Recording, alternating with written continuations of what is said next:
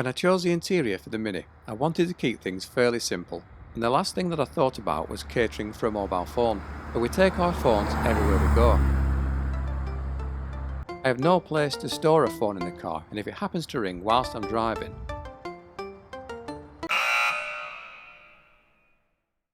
now this is obviously just edited footage, and I never use my phone whilst driving. You can't hold your phone whilst driving and text or take pictures, but what I wasn't aware of is that technically you could be in trouble if your phone fell on the floor, you were stopped at the lights and decided to pick it up and place it on the seat.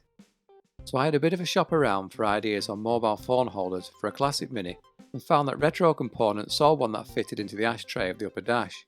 I was a bit apprehensive because I wasn't sure if it would survive the harsh suspension and interior rattle that often comes with the Mini, and I didn't really want to start taking pieces of the dashboard out just in case things went wrong and I broke something, but I went ahead and bought one and decided to give it a try.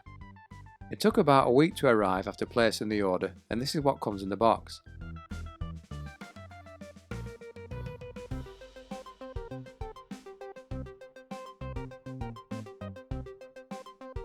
So the phone holder has a USB port and replaces the existing ashtray in the upper dash. The plate is made from powder coated 3mm steel.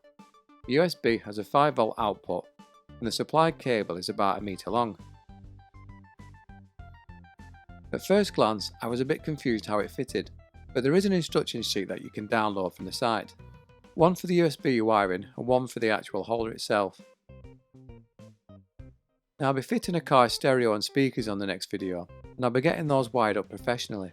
I'm going to leave the USB wiring for now and just leave that to the auto electricians. It looks easy enough to do, but make a silly mistake on the wiring and you could potentially lose your car in a ball of flames.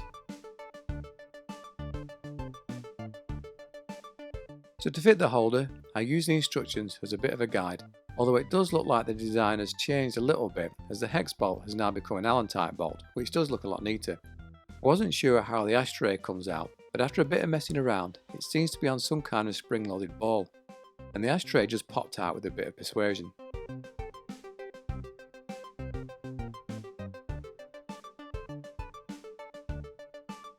I thought initially that the rest of it stayed in, but no, this comes out as well.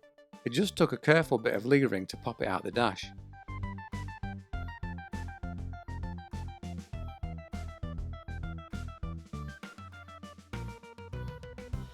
The holder has been designed in such a way that it locks itself in place with a metal tab that you can turn as you tighten it.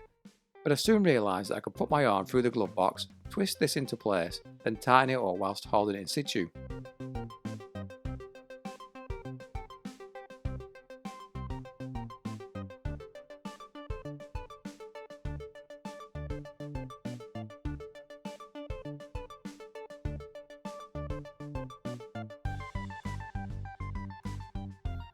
This was a bit tricky, as I could feel myself knocking bulbs out of the gauges, but they were easy enough to put back in afterwards.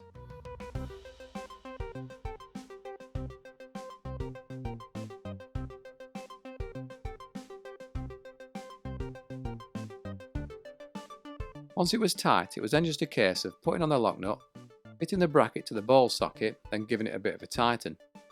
And that was fitting complete. So all that's left to do now is give it a test run.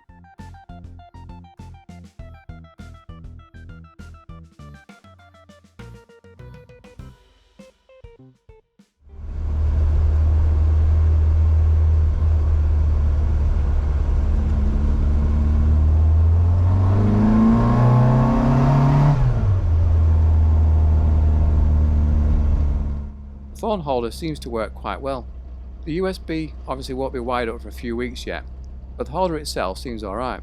Two concerns I have is whether the upper dash is durable enough to keep the bracket in place over time, and whether or not the locking nut will keep the phone from moving due to the combination of vibration and the weight of the phone.